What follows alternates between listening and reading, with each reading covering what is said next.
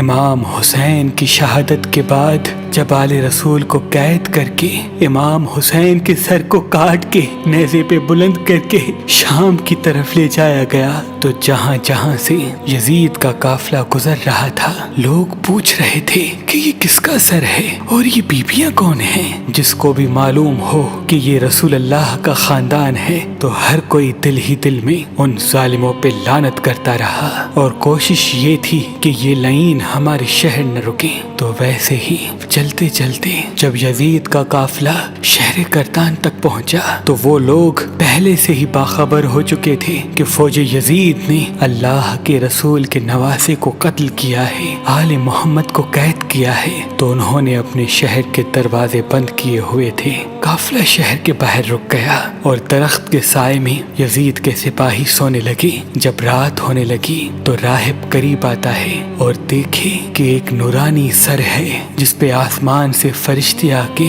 سلام کر رہے ہیں اور وہ سر قرآن کی تلاوت کر رہا ہے۔ جیسے ہی واپس اپنے گھر جائے پوری رات سوچنے لگا کہ یہ کسی مقدس ہستی کا سر ہے۔ بس فوراً صبح آ کے سپاہیوں سے پوچھنے لگا کہ یہ کس ہستی کا سر ہے۔ فوج یزید نے کہا کہ یہ حسین ابن علی کا سر ہے۔ تو اس نے پوچھا کون حسین؟ اتنے میں شمر کہنے لگا حسین فاطمہ کا بیٹا، محمد کا نواسا۔ وہ چیخ کے زمین پہ بیٹھ گیا اور کہنے لگا کتنے بدبخت ہو، اپنے رسول کے نواسے کو ہی قتل کر دیا، اور یہ عورتیں کون ہیں؟ شمر کہنے لگا یہ رسول اللہ کی نواسیاں ہیں، بیٹیاں ہیں۔ وہ رو رو کے کہنے لگا اے شمر مجھے اس مقدس سر کو ایک رات کے لیے دے دو۔ شمر کہنے لگا یہ قافلہ شام جا کے رکے گا کیونکہ ہمیں یزید سے بہت بڑا انعام ملنا ہے۔ راہب نے کہا میرے پاس 10,000 درہم ہے، اگر ایک رات کے لیے سر دے دو تو وہ میں تمہیں دے دوں گا۔ سب آپس میں صلاح مشورہ کرنے کے بعد اس بات تک آ پہنچے کہ ایک رات اور رکتے ہیں۔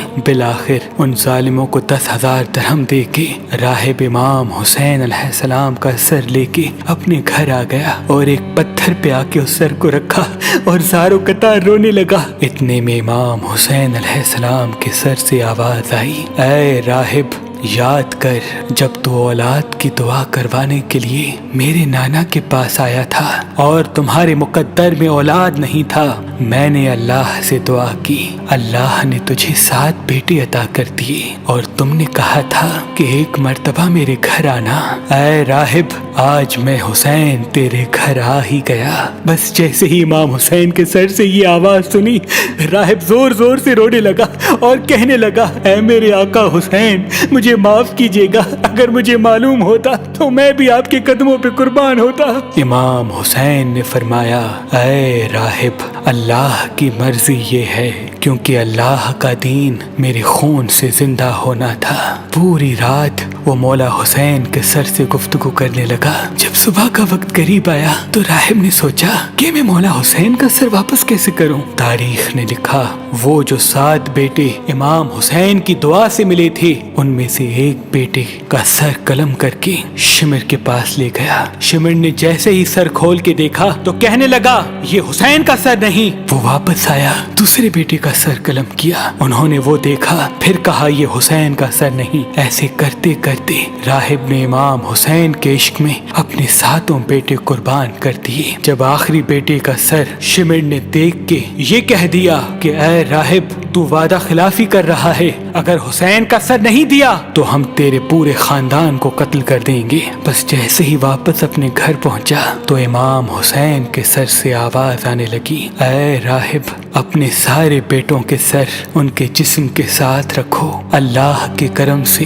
تمہارے سارے بیٹے زندہ ہو جائیں گے، اور میرے سر کو اٹھاؤ فوج یزید کے حوالے کر دو، کیونکہ یہ اللہ کی مرضی ہے، ہمیں شام تک پہنچنا ہے اور ہر گلی ایک ایک بازار سے گزر کے قرآن کی تلاوت سنانی ہے، میری بہن زینب کو خطبے دینے ہیں اور ایک ایک بازار سے گزرتے ہوئے اسلام کی تبلیغ کرنی ہے۔ تو بس راہب نے اپنے تمام بیٹوں کے سر ان کے جسم پر رکھے اور اللہ کے کرم سے وہ سارے کے سارے بیٹے زندہ ہو گئے۔ پھر روتا ہوا امام حسین کے سر مبارک کو فوج یزید کے حوالے کرتا ہے اور کہتا ہے کہ کتنے بدبخت ہو تم کہ اپنے رسول کے نواسے کو قتل کرتے ہو، ان کی بیٹیوں کو قید کرتے ہو، ان پہ ظلم کرتے ہو، تمہارا یہ ظلم قیامت تک تمہارے لیے لعنت بن جائے گا۔ آج بھی اس پتھر سے خون نکلتا ہے جس پتھر پہ امام حسین علیہ السلام کے سر مبارک کو رکھا گیا،